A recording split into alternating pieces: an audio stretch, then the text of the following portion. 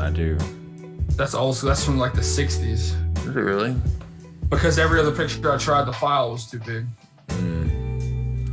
Yeah, YouTube be like that, man. It's extremely specific with the file size of the thumbnail. Oh. Will says, "Oh yeah, a Waffle House event." I could use some Waffle House right now. I could too, man. We drove past a Waffle House earlier. Changed my life.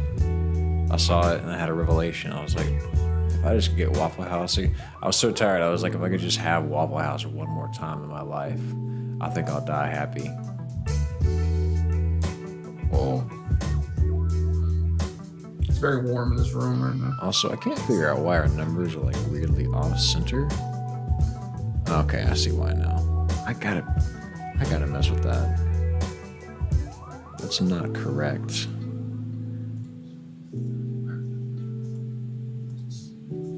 Alright, whatever. Turn our music down. Get us going. Well, welcome to the late night lo-fi game day breakfast podcast. Spencer, lo-fi, hey, I'm good, man. We really hitting this with the lo-fi voice. You gonna hit him with the late. You gonna hit him with the late night sexy voice. Let me tell you something. If you're out there on the roads and it's late night for you, you got to drive down the highway and make your shipment. I just want you to know that we're here with you. The Game Day Breakfast Podcast loves you, and we're glad to have you. Proud of you. I'm glad you're here with us. Spencer, I got a question for you, man. What's up? What happened last weekend? Because I remember watching a lot of games, and I mean a lot of games last weekend. But with how busy this week was for me, I've like blocked it. My brain has just forgotten all of it. I remember Penn State and Auburn. That was a good game. Great game. Great game. I watched Florida and Alabama. That was a great game. Florida could have had that if they would have made that extra point. That'd have been fine. But Emory Jones held the ball just a little too long on that handoff on that 2-point conversion try. If he would have given it to his guy, there was a hole right there, and he could have possibly dove in and got it. But it proved to me that this Alabama team is mortal. Yeah, this Alabama team is beatable. That's exactly what I texted you, because although Florida, I do think, Florida is a team with Dan Mullen over there now. I do believe Florida is that kind of a team that every year is going to be. They're going to look like Auburn did for the past couple of years with Gus Malzahn. They may or may not actually make the playoff. They may or may not actually finish in the top 10, but they are always going to win games that matter.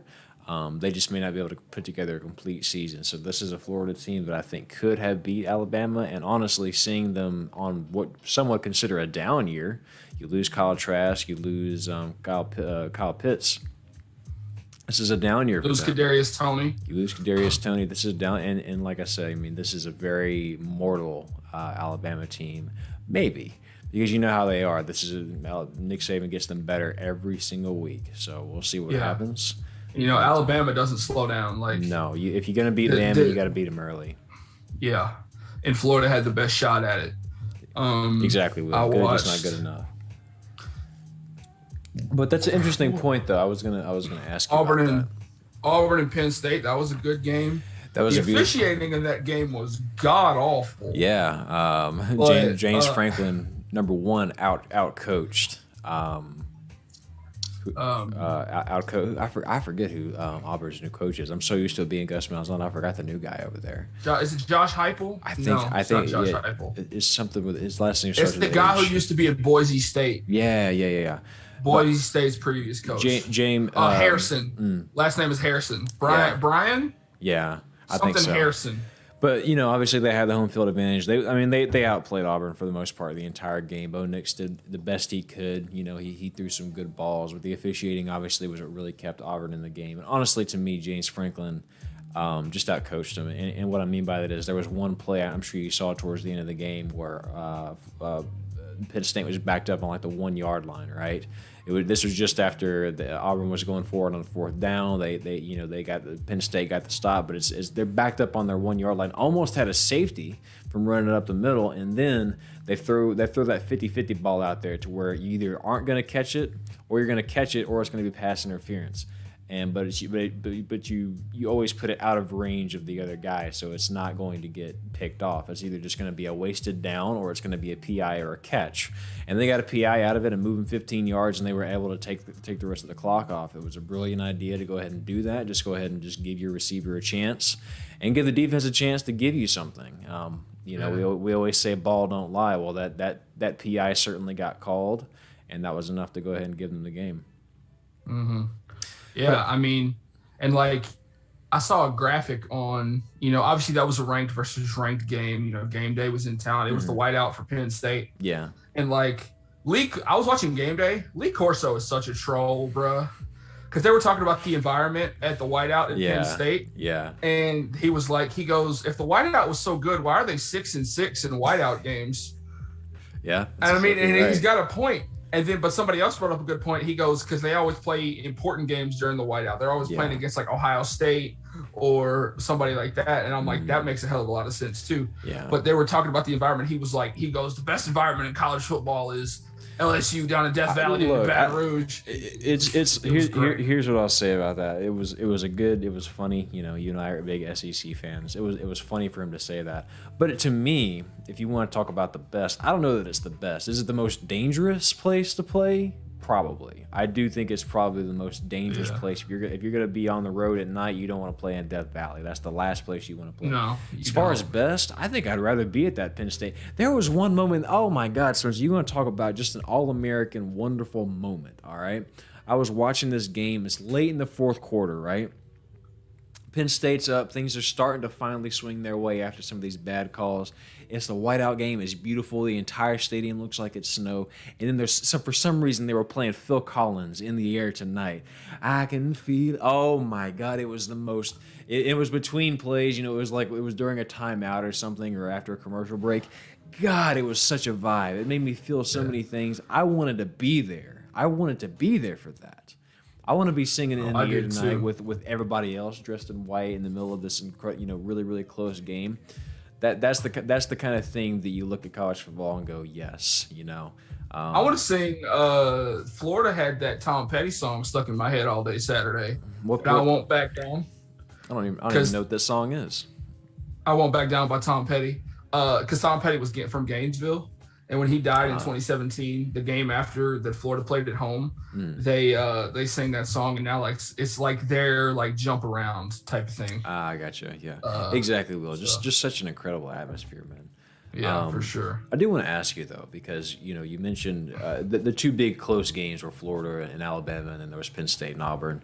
Outside of that, everything was pretty as expected, I believe. Nebraska tried to make it a game against Oklahoma. Nebraska did try to make it a game against Oklahoma. Which tells me that Oklahoma is bad. They are not number 3. Oklahoma has defensive issues. We'll at least say that. And then Spencer Rattler is not going to fill the shoes of a Baker Mayfield or a Kyler Murray. But he's he'll get the job done against most teams. But we'll talk about that later. The question I had for you, my friend, is you saw with the Florida game, the extra point missed, right?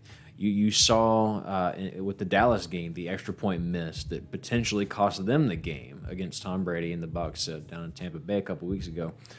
Do you feel, and this is just a completely random thought I just had a moment ago, do you feel that the extra point, missing the extra point, is...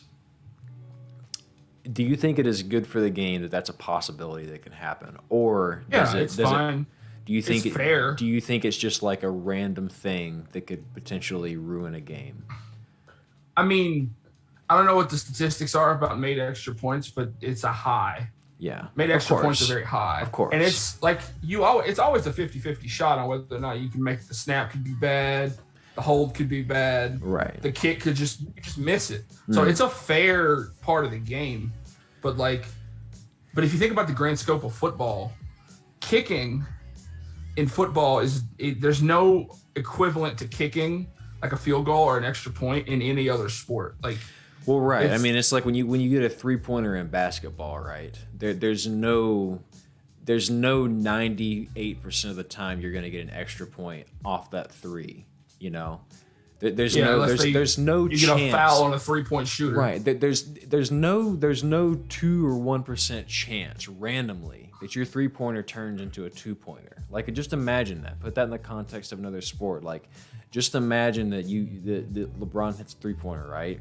Oh, sorry, the little 2% chance thing happened and it's only a 2-pointer and it cost them the game. I mean, how interesting would that make basketball?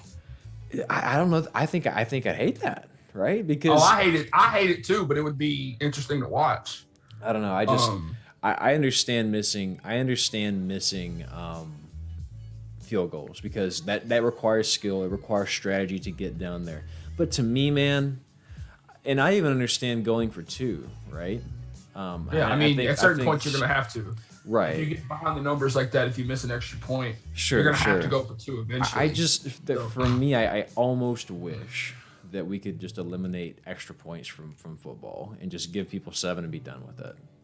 And if you want, I think so. And if you want to go for 2, I think you could bet that extra. I think we could treat it the same. You could just take your 7 and be done, or you could go for 2, and if you miss it, you stay at 6. But I think we just should start assuming that the extra. Maybe this is really controversial. I don't know. It's just an opinion I had.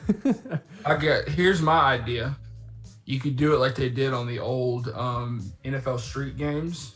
Mm-hmm. You can go for 1 or you can go for 2. But the 1-point try, you got to like run it in or throw it in. Yeah. From the 5. Kind of like what the XFL would try to do before it. Yeah. If you go for 1 from the 5 or like the 2 maybe. Yeah. And you go for 2 from the 10 and try to get in. Yeah. You know. That might make it a little bit different. I don't know. But then kickers would be out of a job, you know, sure. Like they would only be kicking off, and maybe they play as the punter too. Yeah. So, but it's just a thought I had. But I wanted to ask you another question because this leads into the play of the week. Which, by the way, you will not see this play of the week coming. I guarantee you haven't seen this play. Okay. Let me ask you a question, Spencer. Have you ever heard of the Daigo parry? Do you know what the Daigo parry is? Okay, great. I do not. Will know what the Daigo parry is. Anyone else that is from the channel? Do I need to have watched your last video to maybe know what the Daigo parry is? And I'll just quickly play just a little bit. And I'll put it on the screen. It'll be delayed for you, Spencer, but everyone else will see it in real time here. Yeah, basically, Justin Wong was playing Daigo, and so they had this match. It was incredibly close. Daigo is down. He cannot take another hit. He perfectly parries. He basically let me just visualize for you, Spencer. Basically, he just blocked like perfect blocks so that he never actually took damage, and then he came back and he won. Right? Really impressive. It's an incredible clip. Everyone's seen it. If you're a fan of fighting games, you definitely want to go watch it if you haven't already seen it. So I'll show it to you later in full thing, but you can kind of catch a glimpse on the screen. This might be the closest I've ever seen in football to a play that looked, not necessarily required the same skill as the Daigo parry, but looked and appeared and had the same energy as the Daigo parry. What happens here, this is Central Arkansas and Missouri State, okay? Seen this play, I know exactly. Okay, you know what it is. This is the defensive lineman, Ciale, I can't really say big boy play. Ciale. Fat man touching the ball. Big boy. He catches the punt, right? Because the punt was short. It was supposed to be one of these 2 speed guys back here. But he catches it, and he's like, all right, cool. I'm going to run it out. Get off me. Get off me. He pushed this guy down. Get off me. Get off me. I'm done with you. I'm done with you. He kept this man never went down. They blew the whistle, but he never went down. And I'm going to replay it real quick. I think you can hear the crowd, actually, going crazy. Ciale Suliafu. He hit him with that Marshawn Lynch, the beast quake run. He was like, They couldn't. Except he wasn't running. Yeah, they couldn't. He was just mushing people. He was just standing there. I mean, I understand. They stopped this forward progress. The safe thing to do is to blow the whistle. But boy, all I wanted was for them to just let it play out. Like he was like, no. Like he kept swatting people off. This shit was incredible. So it's like that yeah. reminds me of a story. I played baseball when I was younger, and my coach always told me, he goes, throw the ball, because the ball will get there faster than you do. Yes, and for whatever reason, I just refused to listen to my coach. And I was like, I'm not throwing this ball because I know I can outrun this guy. So you know, I've always been big, and so I'm bigger than this kid. I've probably got a few inches of height on him, and several pounds. He's scrawny, right? Right. I'm playing third base, and he's running down the base path, and he was coming around second, and the ball got hit to me, and I'm like, I'm gonna tag him out. I'm not throwing it home. I'm booking it. Yeah. I'll put the ball in my glove, and I didn't even have to barehanded because I throw with my right hand. Right. Barehanded, I just tag him as we're running. But the force of which I just tagged him on the arm, he like comes off of his feet and like slid across the ground all the way into the backstop. It was amazing. Crazy.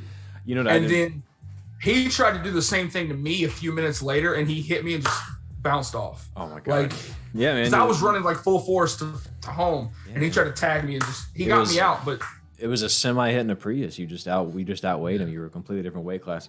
That's why my nickname was Freight Train when I played baseball. My coaches told me the exact same thing. They were like, "Don't try to tag him. Don't try to run after him. The ball is going to get there faster than you will. Throw the ball." You know what my dumbass did? I was chasing the kid. I couldn't catch him, so I threw the ball at his back. I was like, "He's out, right?" He's out. Yeah. Not wiffle ball, Daryl. You can't get him with a peg like that. It didn't really go the way I had anticipated, but you know, it's the. We got 4 people in the chat. What's going on? If you're new here, go ahead and let us know. Yeah, if you're new around these parts, I apologize that it is so late at night when you're watching this. Yeah, well, we normally don't do it this late. I had a family thing that took a long time today, and we usually try to get going around 6 or 7 CST, but here we are. It's late night. We're gonna make it work though. So I saw a graphic on Instagram. Did you? There have been a lot of top 25 upsets this year. Yeah, there have. There have been like 5 a week, and it's like 3 weeks. 3 weeks into we're in week 4 right now, and there have been like 5 top 25 upsets. Texas went down early. Texas went down. Oregon took down. Ohio State. Florida State lost some games early. I think were they ranked at one point? I don't think Florida State was ever ranked. Florida State's bad, but I'm you know who might be legit? Who's that? Wake Forest. They're 4-0 right now. Quietly, yeah. Quietly 4-0. You know who else? They just won their game tonight. You know who else is Fresno State? Oh, since we're talking about Fresno State. God damn it. Since we're talking about Fresno State, let's talk about Fresno State, Daryl, because you were dick riding UCLA like a mug. Hey, it's not important. Let me tell you. It is important. Let me tell you. Jake Hayner put the team on his back like Greg Jennings did. If you know what I'm talking about, if you know, you know. He put the team on his, since you want to talk, let's talk Fresno State. I picked them to win. This is the team that went into Austin Stadium against the number 3 ranked Oregon Ducks right now and only lost by a touchdown. The same Oregon Ducks who went into Columbus, and took care against of Ohio State. Yes, I know. And yes, the game was only 35-20.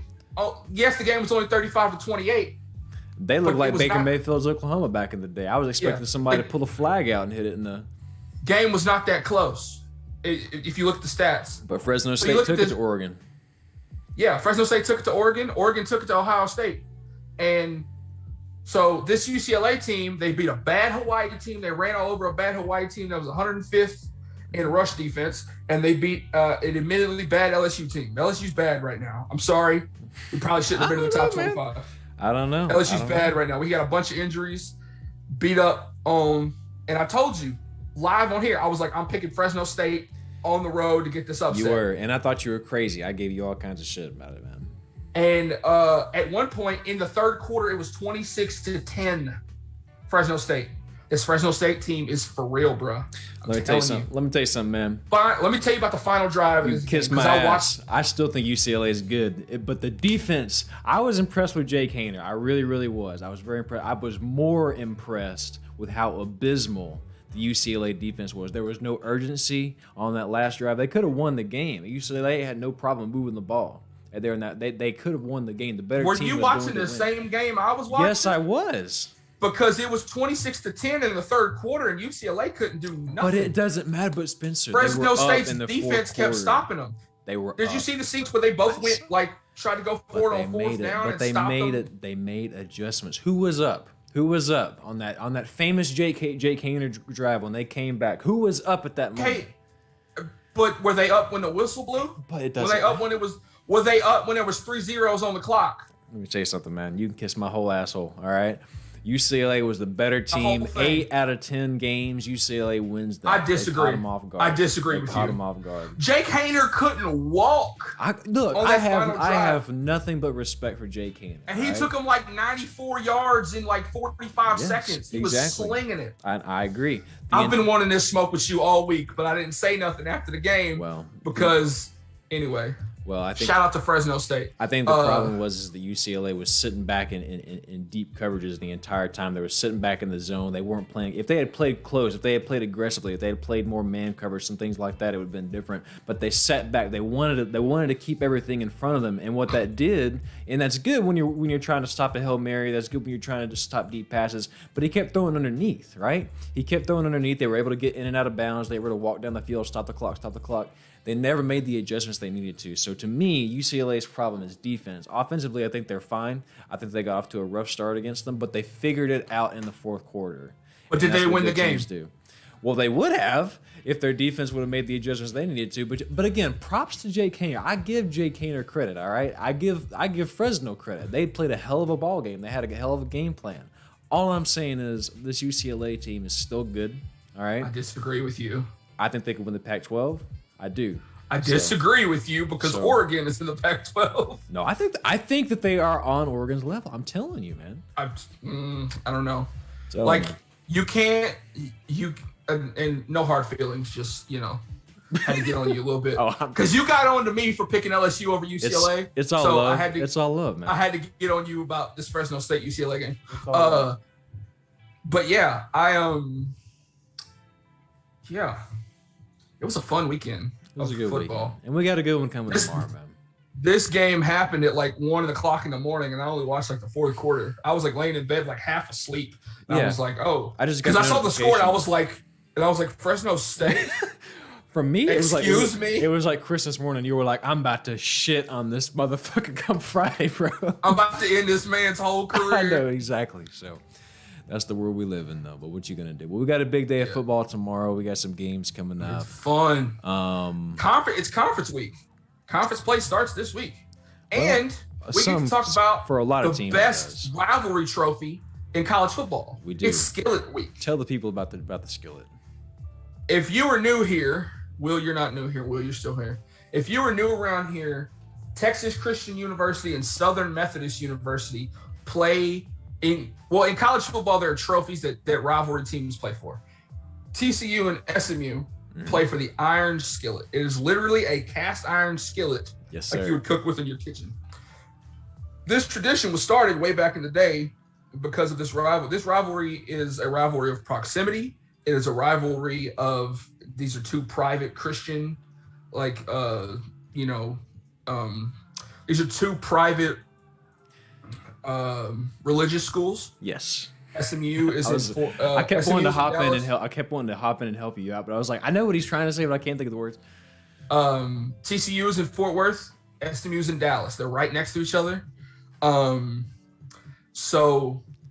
they play for the Iron Skillet. This year is the 100th meeting, the 100th playing. Damn, that's insane. Of the battle for the Iron Skillet. It started back in the day, back in the 40s.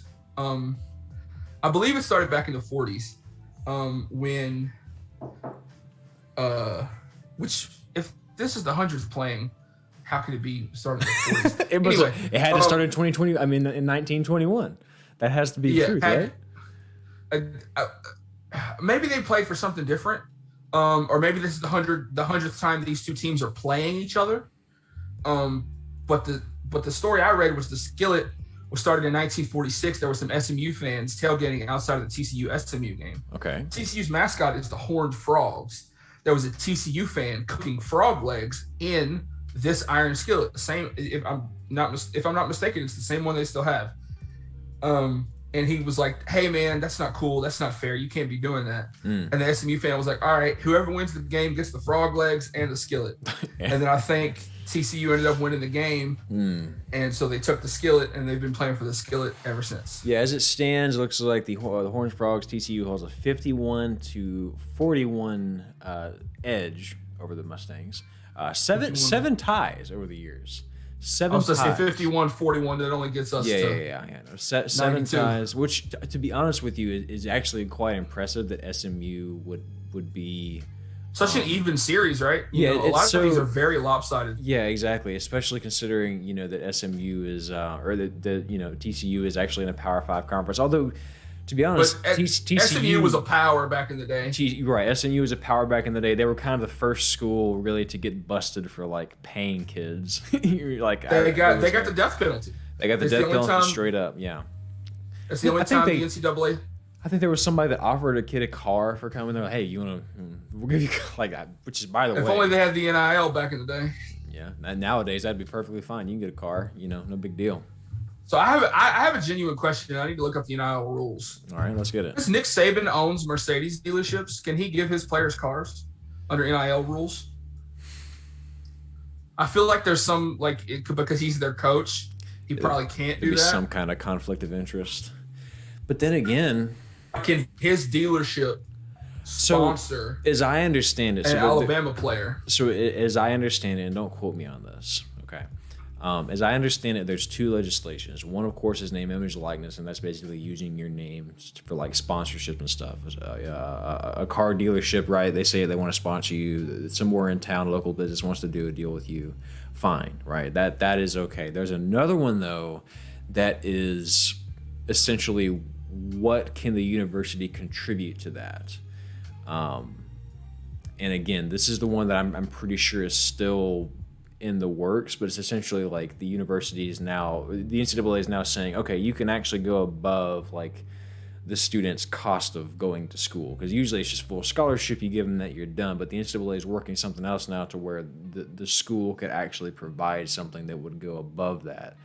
But I think as of right now, it's they're saying it would be for all sports, and it's up to a certain amount, which is a step in the direction of paying athletes. But to answer your question, I don't think that would work out because Nick Saban is affiliated with the school. I think the school is limited in what they can give, but the athlete is allowed to go make a YouTube channel, get ad revenue, go get a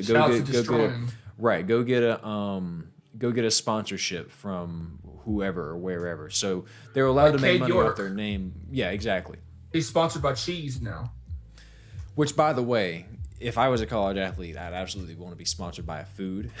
That would be. I mean, right outside of, this is the best one I've seen outside of Kool-Aid McKinstry being sponsored by Kool-Aid. Yeah. Kate York is sponsored. I think it's Velveeta, if I'm not mistaken. I want to be. Can I get sponsored by Velveeta, please?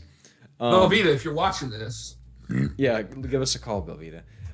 With our abundance of viewers here. Will says, depending on what the written documentation is, it has to be some kind of technical loophole somewhere. Yeah, I'm sure. Velveeta or Waffle House, if you're watching this. Oh, God, could you imagine getting a Waffle House sponsorship? But yeah, it'll be interesting to see what happens down the road. But I'm sure there will be some finagling over the rules. It's going to be the wild, wild west for a bit while a lot of this gets sorted out. For sure. But yeah, so we have some games tomorrow. I did take a quick look at it earlier. App State and Marshall had a pretty fun game last night. It was 31-30.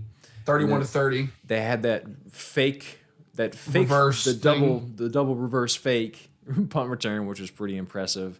I walked into Buffalo Wild Wings to go eat last night. That was the first thing you saw, right? That was the game was on the screen, and that was literally I saw App State kick it off. Yeah. And the guy caught it, and I saw the other guy coming around, and then I thought he had it.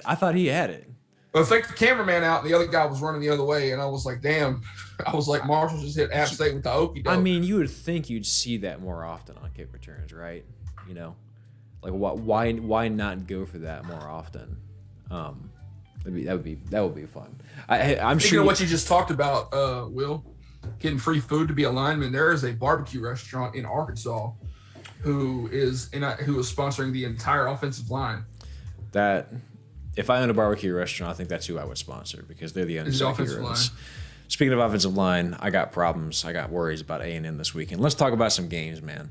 Right. Let me go down our We got the list Skillet. here. Let's talk about the Skillet. Let's talk about the Skillet. SMU going to TCU. 11 o'clock kickoff.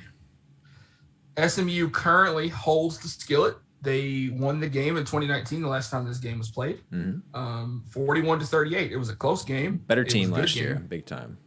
But they still had Bouchelle, didn't they? Shane Bouchelle. But now they have Tanner Mordecai.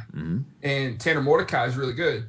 And I don't know if you saw the play that they had this past week. They won the game on a Hail Mary. I don't know if you saw that. I didn't see that. That's interesting. SMU, look that up. They literally won the game on a Hail Mary. I think I don't remember who they were playing. I think it was Louisiana Tech. They're playing against Louisiana Tech, and they won the game. Yeah, it sure was. It sure was. Yeah, so let's take a look. He steps up, 37-33, 2 seconds left. Pop. Oh, my God, he's got an arm on him. Went up and got. Oh, wow, it bounced, and then he caught it.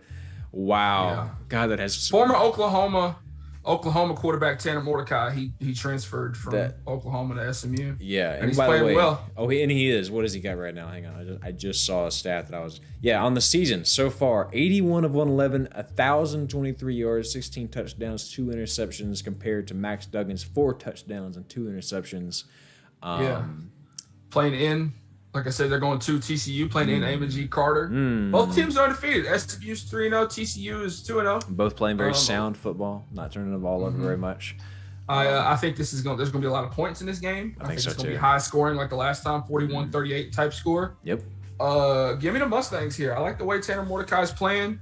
I don't really know much about TCU. I know TCU is going to be at home, but give me the Mustangs on the road. Yeah, I think this is going to be a good game. It'll be close. I'm going to take TCU because it is at home, and also because I worry about SMU's defense to let LA Tech put up 37 on you. I don't know. I'm not. I do think it'll be high scoring, of course, but give me TCU in a close one, and they're at home. That's if they weren't at home. I think I would close, but. Yeah, be a fun game though. Be a lot of fireworks. Oh, hey, SMU. While we're at it, join the Big 12, please. I mean, because right? you're already in the American, and the Big 12 just took the 3 best teams from the American. So now, like you just Big 12, go get Memphis, SMU, and Tulane why not? Just poach all the good teams from the American, and then like the rest of the teams from the American can go be in the Sun Belt. Like, just do that. I don't mean to interrupt you, but there's something really important I need to show you. It's very important. What up? Fresno State, number 22, got ranked after that win over UCLA. They deserve it. They deserve it. They're playing right now. They're playing right now. They're getting their asses kicked. It's 21-9 UNLV. And by the way, they're at Fresno State. So they're at Fresno State. What quarter are we in? Early in the third quarter. Looks like UNLV got off to a hot start. Fresno Is that boy Tate Martell playing quarterback for UNLV tonight? He did. I saw some high. He did play the other day. Is Jake Hayner in the game for Fresno State? Yep, Jay Hayner. Yeah, they're 1 touchdown. They're 1 touchdown. This man is made of glass, made of iron. This man is. I'm telling you, he's tough as nails. Beast. Fresno State. I bought this T-shirt so I could clown Daryl picking UCLA, and y'all gonna be losing while we're live. What kind of turn is this? Hey, anyway, I'm telling you, man, it's lightning. Hey, it was a cheap shirt. It was. It's lightning in a bottle, my guy. I'm telling you. But UCLA UNLV is 0-3. UNLV's bad. I don't know. It's college football. Also, shout out to the backup quarterback at Fresno State, number 4. I don't know this young man's name, but he's one of the only Asian American quarterbacks.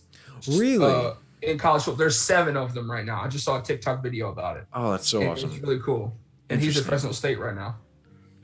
Nothing. Shout out Fresno State. Y'all losing right now, but yeah, they need to step up. Let me look at this little. Okay, so we got. Do we even want to pick Vandy in Georgia, or is that a Georgia? Georgia. All right. By a bunch. If Vandy wins this game, I'll eat a hat. A whole hat, huh? Okay.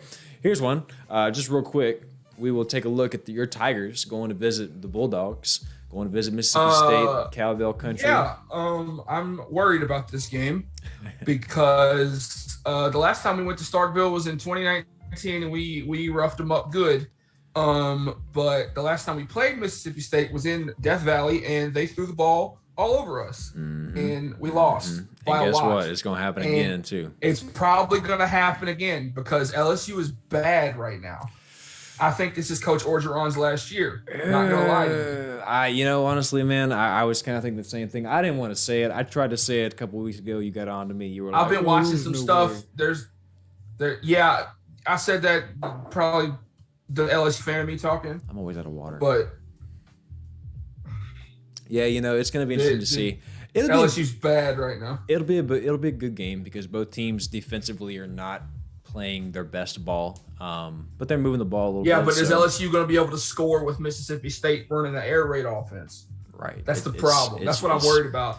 It's going to be they threw the ball all over us in Death Valley. Now we got to go to Starkville. Exactly. I want LSU to win, but for my prediction, I'm picking Mississippi State, just like I did last year. Like when I told you, I was like, "Look, Mississippi State's going to win the game," and you were like, "No way," and I was like, "Yes, LSU's bad." Yeah, LSU's still bad. I'm taking the Bulls. I'm taking the Bulldogs too. But if LSU wins, it just proves my point that UCLA is actually good because that means they actually beat somebody in LSU.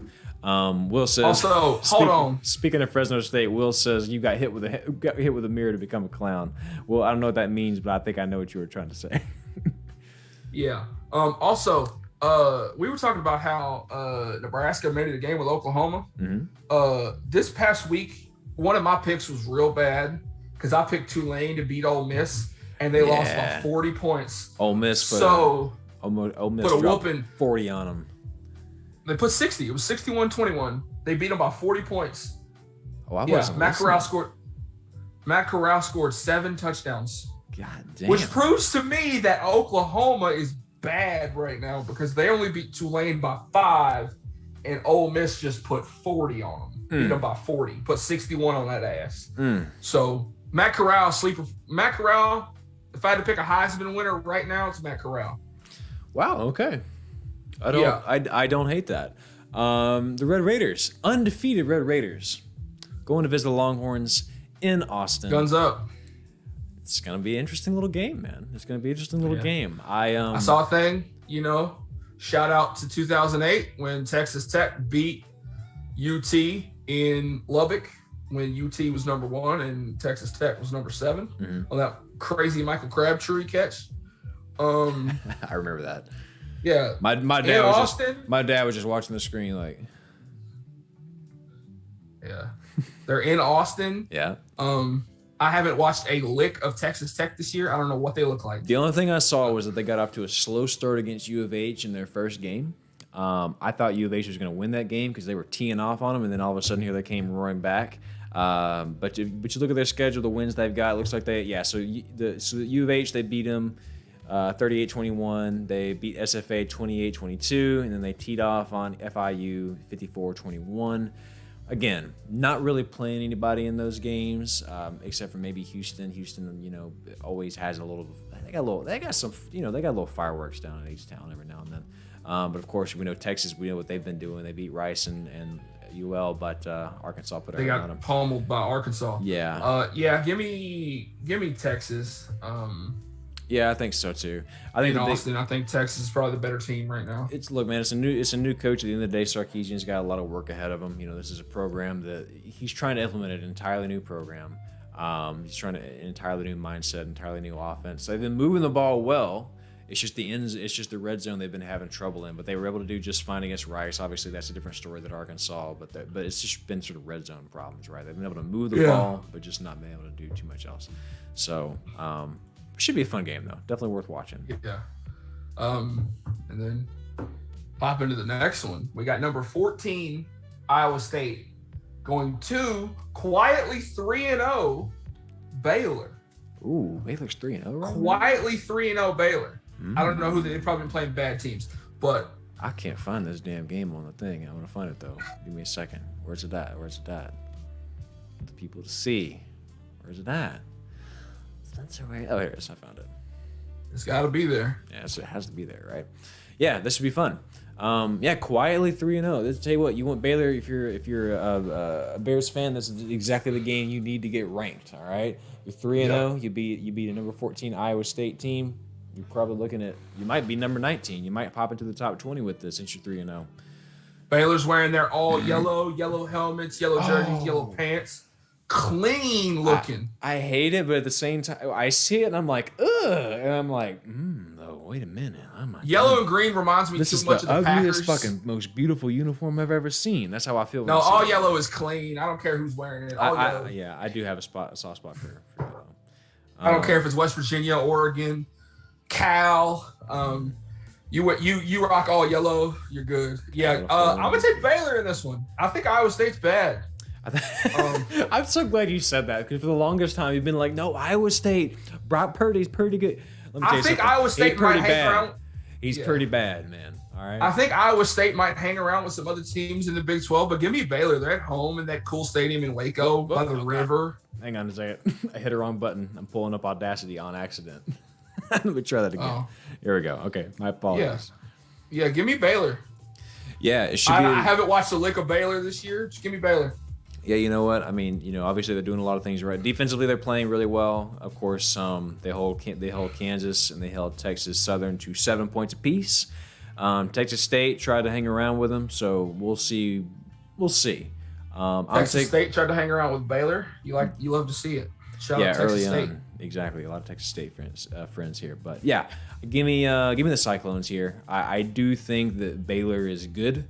But I do think that the Cyclones are going to find a way to pull it out. But honestly, this is not a top 20 team in Iowa State. But I do think they're just a little bit better than Baylor. So give me the Cyclones in a game that I have 0% interest in watching. If I'm being I'm probably not going to watch this. If I'm being honest with you. Yeah, and then we got 3-0 Rutgers going to 3-0 number 19 Michigan. Ooh. Now, since Michigan might be cooking this year. Yeah, since Rutgers has joined the Big Ten, Michigan has been putting a whooping on Rutgers. And, Rutgers is 3-0. They're playing good football. People say they should be in the top 25, and they might get there if they win this game. But they're not going to win this game. It's in the big house, and Michigan's really good. Yeah, I agree with you. Michigan does. Michigan's about to put another whooping on Rutgers. Michigan's defense is playing out of their minds, but you gotta love Rutgers just because, my God, what a wonderful mascot, the Scarlet Knights. Yep. You know what I love more than a quarterback that wears number 1? What's that? A quarterback that wears number 0, just like Rutgers quarterback. Well, that might be how many touchdowns he puts up because I think this Wolverine defense is pretty good. But yeah, you love to see it. I mean, Harbaugh, a lot of people hate him, but I mean, I respect the dude. I want teams that are supposed to be good. Miami, I want Miami to be good. Michigan, I want Michigan to be good. What's another storied team LSU? I want LSU to be good. You feel me? Like teams that are storied, historically good, I want to be good. And Nebraska. I want Nebraska to be good. Give me that, right? Michigan is a team I want to be good. I think they win this game. And honestly, if this continues and Ohio State continues in the way they're going, this might be the year. That Michigan gets done against Ohio State? This might be the year. Do either of them have to play Iowa this year? Iowa? Or Michigan State, because Michigan State's really good, by the way. Michigan State might be the best team in the Big Ten. A lot of people are saying. I don't know about the best team in the Big Ten, but they're top 3. Yeah. Michigan State's really good. Kenneth Walker III, I think is his name, has been running all over people. Who did you just ask me if Michigan had to play this year? Iowa. They do not play Iowa. They don't play Iowa. But they do play Penn State. They do play Michigan State. The Big Ten honestly looks like the most entertaining conference this year.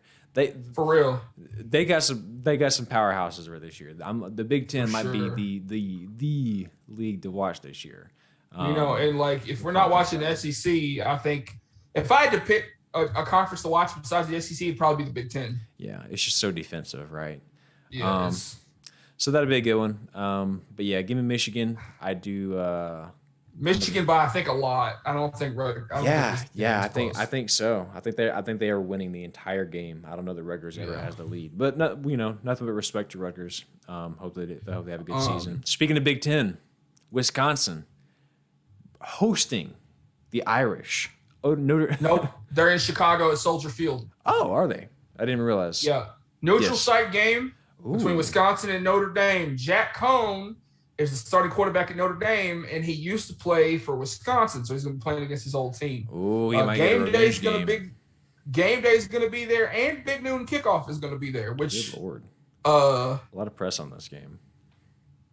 I thought, hey, what's going on? Sean Winters just hopped into the chat. He says, Badger fan here. Big Ten is trash.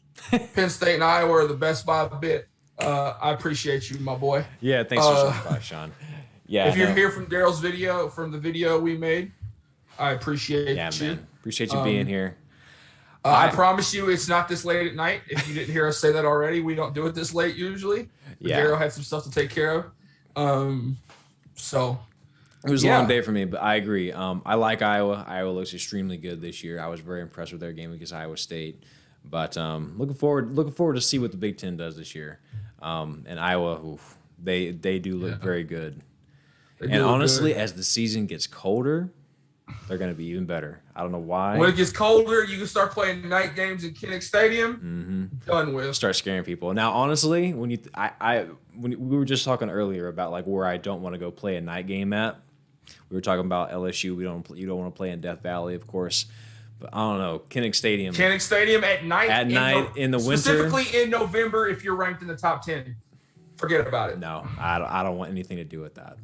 But yeah, the Badgers, the Notre Dame, who we got in this one, man. I like what I saw early on with Penn State at that game. It was a shame that the way things ended up. I was kind of pulling for Wisconsin in that game. But it was a close game between those two. As we've seen, Penn State might actually be the real deal. So a loss to them, especially early, doesn't necessarily destroy Wisconsin's chances for getting to the playoff. But yeah, it's weird that Game Day and Big Noon Kickoff are going to be in the same place.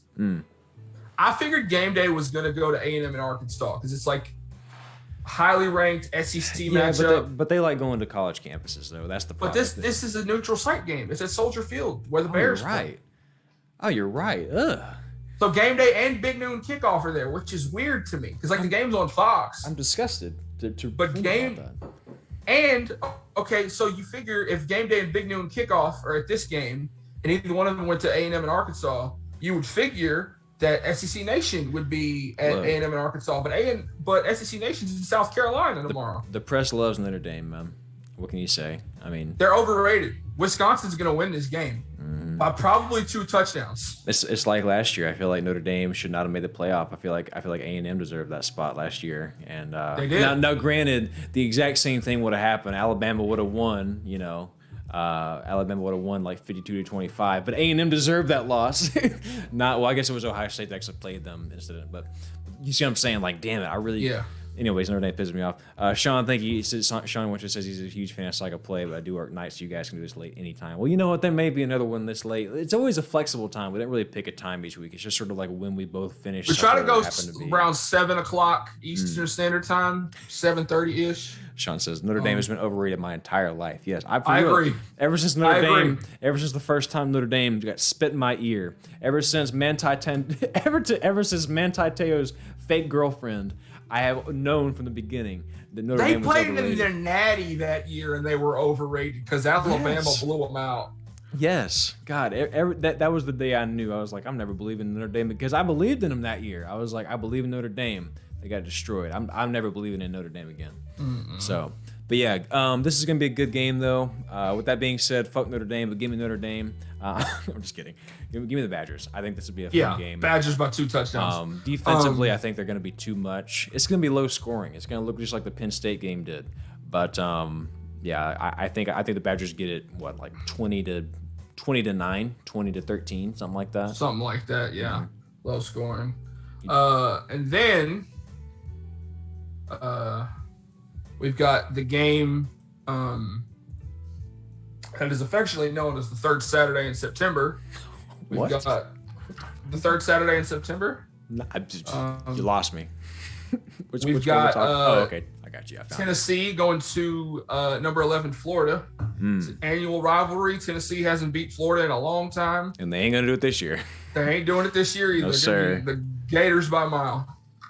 Yeah, God, I do think Tennessee's on the upswing. They got a quarterback now. They got coaching now. Being a Tennessee fan must be like riding with your grandma and to like go somewhere where it's just like she's and then slams on the brakes because something goes terribly right and then something goes terribly wrong for Tennessee, and it's been that way for years. They have a hell of a recruiting class. Then a lot of people transfer out because of coaching problems. Then they have the magical season where they have the pixie dust and they beat Georgia and they beat a couple other teams they shouldn't have beat. And then they lost in Kyle Field. Then they lost to Kyle Field, a wonderful game that I was happy to attend. So being a volunteer fan, I can't imagine what that's like.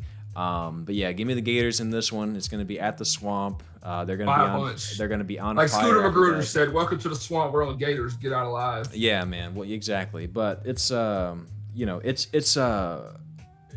I think the Swamp is going to be rocking after last week. You never like to say, "Oh, that was a moral victory," but let's be honest, man. With one field goal, that game could have been very different. This is a Florida team that has a lot of fight. They stayed with it the entire game, even though they were very down. They were able to get out of there. Tennessee is like Auburn. I love it. I once threw 6 TDs in a game 25 years ago. I love it. Yeah, I love it too. And then we've got arguably the biggest game of the weekend. Okay, which one are you saying that is?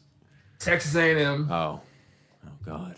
Versus Arkansas. Number 7 Texas A&M versus number 16 Arkansas at AT&T Stadium, aka Jerry World. Yeah, this is called the Southwest Classic. It is played every year.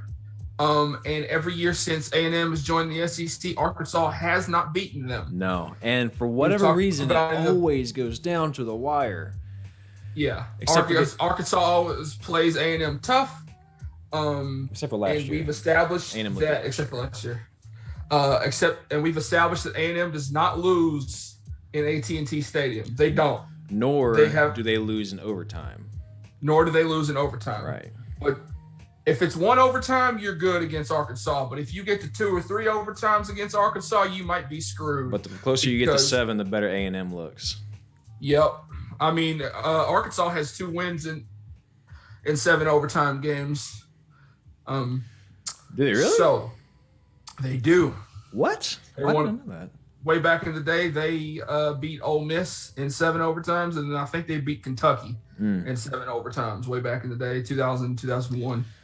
All right, well, Spencer, let's just get out of the way. Give me your pitch. Why do you think Arkansas is going to win this game? Okay, I wasn't going to go that far just yet. But I was like, no, here it comes. Obviously, we've talked about, A&M. Daryl is an A&M grad. We both cheer for A&M, even though, I'm an LSU fan. A&M was probably my second SEC team. Yes, sir. Second team overall. You give them the sympathy. If I had to pick a third SEC team, it would probably be Arkansas or Kentucky. But I'd probably go with Arkansas. Daryl has familial ties to Arkansas. His stepfather. Well, both, actually. Both. Stepfather and father-in-law, both. So, yeah, are Arkansas fans. I like Arkansas as a state. It's a fun state to go to. I've been there. I've been to Arkansas. I've been to Jasper, Arkansas for a Boy Scout camp way back in the day. Honeymoon there. Lovely state. Love Arkansas. Yeah. So, obviously, we're A&M supporters around here. But I think this is the year that Arkansas finally does it against A&M, and I'm going to tell you why. All right, let's hear it. I wonder if it's the same reason I got. A&M starting quarterback went down. Haynes King, Zach Calzada is the starter. I think Zach Calzada is good, and I think their offense might be able to throw the ball, and they're going to be okay. But what A&M is not going to be able to do is I don't think they're going to be able to put up enough points against this Arkansas defense because I think this Arkansas defense is incredible. They're very physical up front. And I think Arkansas is going to wear A&M down with the run game. A&M lost 2 defensive linemen to them getting in trouble. Mm-hmm.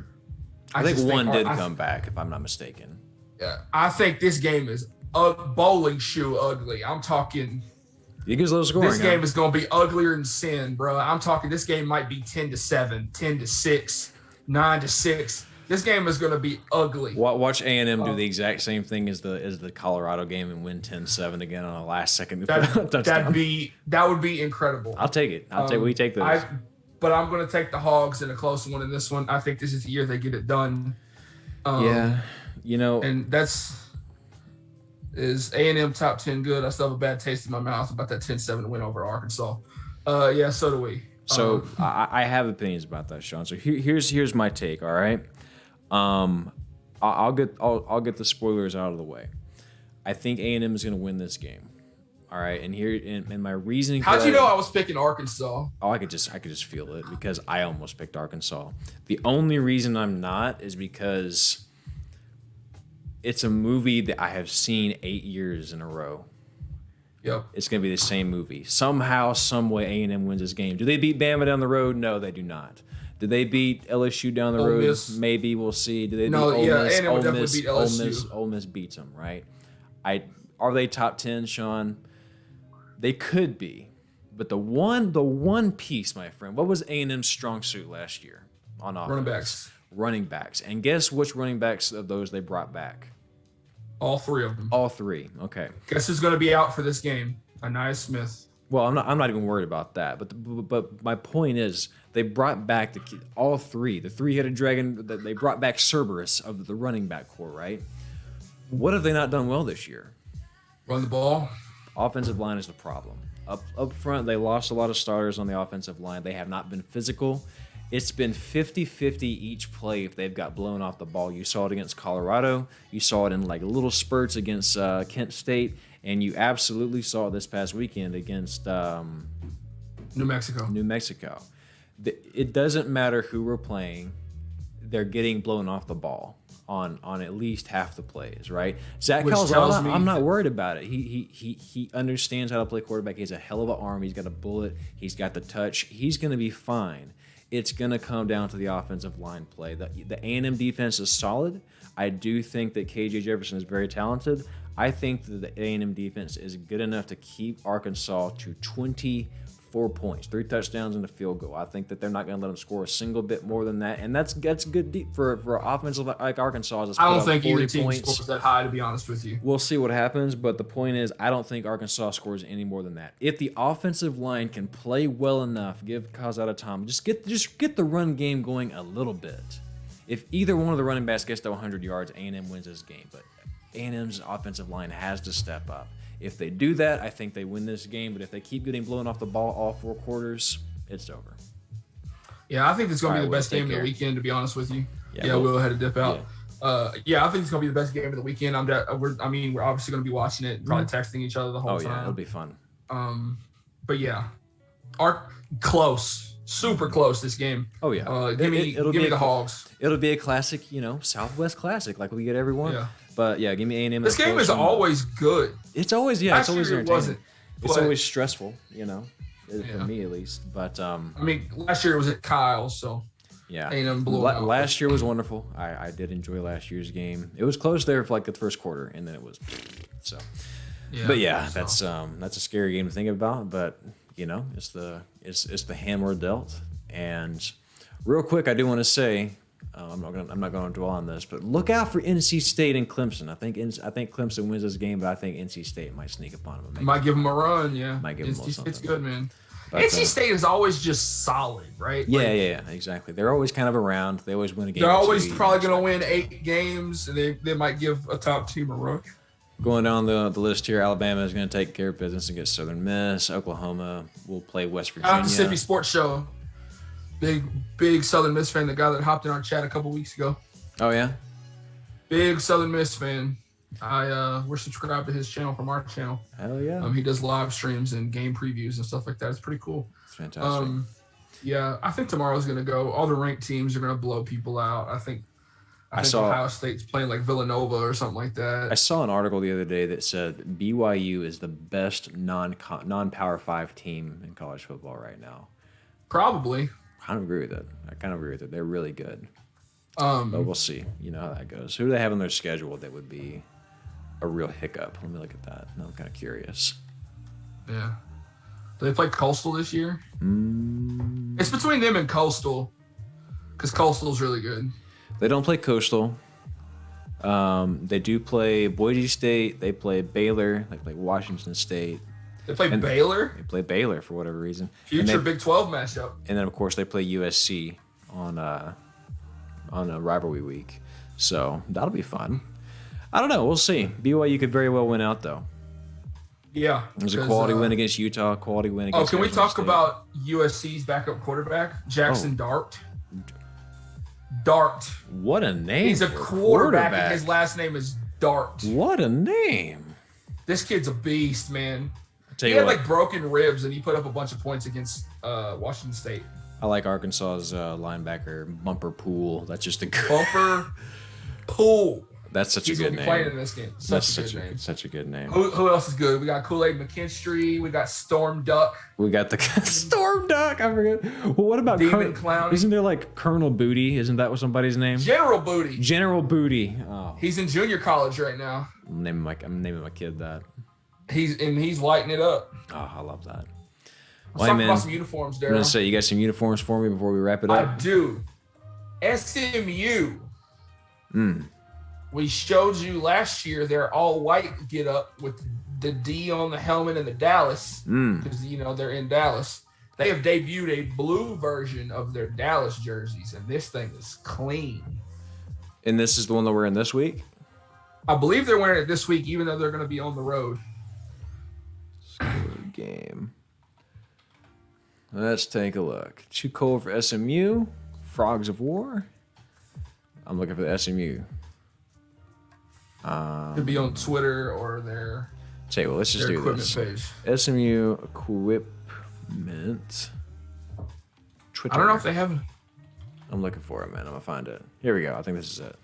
Yeah, boy. Just the blue Dallas jerseys. They're clean. It's a nice shade of blue. That's what they're wearing on the thing. Ooh. It's just the inverse of the white ones, but they just look clean. They just look slick. Oh, yes. Okay, so I only have one image here, and it kind of just flashes. God, that looks good. Damn. It does. It really does. It's got me feeling things. Oh, well, the next one I'm about to show you is going to have you feeling some things, too.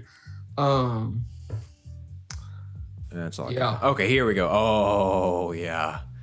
Oh, that's nice. I'm rooting for SMU in this game just because I just want to see that uniform win. For sure. I like that. Okay, what you got? But then I got to show you what Oregon's going to be wearing against Arizona tomorrow night. They're calling they're like Dark Knight uniforms. Whew. These bad boys are. I felt something when I saw these uniforms. These helmets are sexy. Daryl, I can't hear you. Oh. I couldn't hear you for a second. I thought we might have cut out. No, I was just hang on. Oregon. I need just somewhere that's not gonna ping me from my ad blocker. Here we go. Oh, wait a minute. Come on, I want to see this. Please give it to me. Is this it? No, it's not. Give me the thing. Should be on. I want to see it. Should be on their equipment Twitter. All right, let's just do Oregon equipment Twitter. Boom. All Oregon equipment. Yeah, Sean, if you're still in here, we're by no means experts in any of this. No, God, no. We literally do this actually for fun. Yeah. It's not like my channel where I'm like trying to get revenue and fix algorithms. We're just in here having a good time. I mean, hey, but if we start making money over here, one day. All right, this is September 16th. First of all, that's icy as fuck. Is this it right here? Week 4? September 23rd? This is it. Ooh, this is the Dark Knight ones. Yeah. God damn. just they're regular green jerseys, but black pants and these helmets, bro. It could be Oregon's year, man. It could be Oregon's year. They really could do it. If UCLA don't stop them, they won't. I'm telling you, man. UCLA, you keep sleeping. Fresno State. You might as well just go ahead. You might as well just go ahead and order you a UCLA T-shirt. I really should. You're gonna be on them all year. But yeah, Sean. Also, if you're curious as to why we're looking at uniforms, is because I'm a huge fan of uniforms. Spencer's dream job is to like work for one of these like high end teams and be Oregon's equipment manager. Be their equipment manager, which that'd be great. Which, by the way, is like half the reason for the big love in the NCAA football series. There were so many fucking uniforms you could download, especially in 14. You said those jerseys are in SFW. I know, right? I gotta like with Paul hide it, and they need the tag on there. Good God, so good. Yeah, so good. You gotta love Nike's guinea pig, Oh yeah, it really is. Like when they look at Oregon, Nike does. They're like, we're just gonna have fun with it. We're just gonna show up. We're just gonna throw it at the wall and see what sticks. I almost bought an Oregon T-shirt from Ross yesterday. Yeah, you should. I kind of wish I would have. Well, you also showed me an Indiana shirt you almost bought yesterday too, right? It was kind of too small. Like I liked the way it looked on me, but like you do the fat man thing where like if you lift up your arms, your stomach's gonna be showing. God damn, 200 NHL jerseys. I respect that. Hockey fans. Who's your hockey team, Sean? Yeah, man. Who's your hockey team? Hockey is outside of my it's outside wheelhouse. It's outside of my realm of knowledge, but I have nothing but respect for hockey fans because that's just it. To me, hockey is just the most brutal a sport gets. Yeah. Like you have to be strong and fast for football, but for hockey, I feel like you just have to be mean. Like you just have to be fucking mean, right? Yeah. You have to be gritty. If I had a hockey team, it would definitely probably be the Dallas Stars, or the Las Vegas Golden Knights, because I don't know why, I just like them. See, I just got to show you how many teams I didn't even know existed. They're an expansion team. Are the Hartford Whalers? Is that still a team, or was that like defunct? I just know they have a cool logo, is all. But that might be. He's a Colorado Avalanche fan. Cool. Okay, got you. I respect it. Colorado State. The Vegas Golden Knights, they're an expansion team. They went to the Stanley Cup their first year in the league, so I kind of like them and I like their logo. So, if I ever followed hockey, it'd be the Stars or the Knights. Tell you what, I once in my life I do want to go to no pro teams in Wisconsin. Okay, I gotcha. That shocks me a little bit. Yeah, you would think. Why so. is there not a team in Milwaukee, Yeah. Or in Green Bay, because you got the Brewers. Okay. Gotcha. Hartford hasn't been around for 25 years. I had a feeling. I was like, I'm pretty sure it's like a defunct team. It's like the Colt 45s or whatever, or the Houston Oilers. Who did Hartford become, Sean? Did they move? I'm curious. I am curious. But I really do need to go to a hockey game at least one time in my life. I've been to a hockey game. Have you really? Was it fun? Yeah, there used to be a semi-pro team in Beaumont called the Wildcatters. Oh, really? They were fun. To me, I feel like there are sports that are just better live, and there are sports that are better on TV. Like I love football, both in person and on TV, but I'd almost rather watch on TV because it's just so big. But to me, baseball is boring as hell on TV. I gotta go to a baseball game. You know what I'm saying? Yeah. Baseball's fun in the stadium. At Fights with Chicago. Gotcha. But they became the Carolina Hurricanes. Oh, okay, gotcha.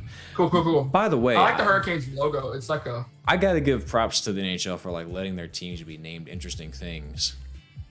Yeah. Because I feel like that's just like the Hurricanes, the Avalanche. That's the Avalanche Whalers. The Avalanche is the answer to the trivia question. Can you name a team in any of the pro sports that's not a plural? Oh, you're right. That's a Colorado good point. Avalanche.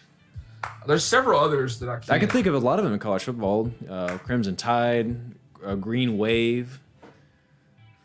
The Stanford Cardinal. They're not the Cardinals. Before we end this, man, what's Delta State? What are they doing this week? They lost this past week God to the University of West Georgia. At one point, they lost 27-26. They're 2-1. Oh man! So real quick, Sean, just so you understand the lore behind this. Sean, we get the great pleasure of introducing you to the Delta State Fighting Okra. That's right. That is their unofficial mascot. They're the Delta State Statesmen.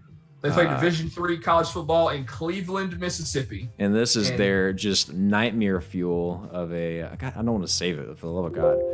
We're big fans of the okra around here. We keep track with the okra, man. Hold on, okra watch. You guys can't even see it. Here it is. Yeah, this is the Delta State Fighting Okra. That is their really, really disturbing, cursed mascot. So now you can rest easy that you've seen that. And you can die peacefully knowing that is something that exists. He said greatest team name ever. Right? Right? How do you beat that? So. No. So. Well, Spencer, I think that's going to be a show, man.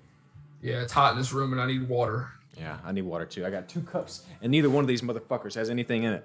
I'm ready to go get something to drink. I got nothing but ice in my bottle, so all this damn talking keeps me drinking. But hey, hell of a show, man. Yeah. Next week we'll be back at it, Sean. Sean, hey, thank you so much for coming by, Sean. It was a lot of fun. Yeah, Sean. Very glad to have you. And if anybody else popped in, yeah, if anybody's he said he didn't want to sleep anyway. Yeah, I feel you. Yeah, but next week will be in more of a normal time, probably around 7:00, more like a couple hours ago rather. So. So fun day tomorrow. Yes, we'll be watching. I hope Game Day and Big Noon Kickoff talk to each other tomorrow since they're going to be in the same place.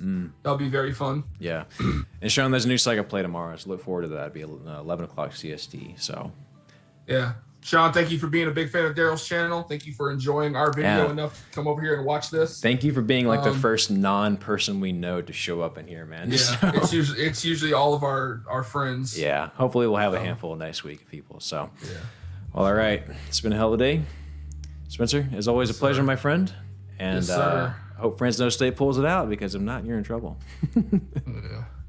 East Central, 7 Central. Yeah, Central Standard Time. All right, man. See you next week. Talk to you tomorrow.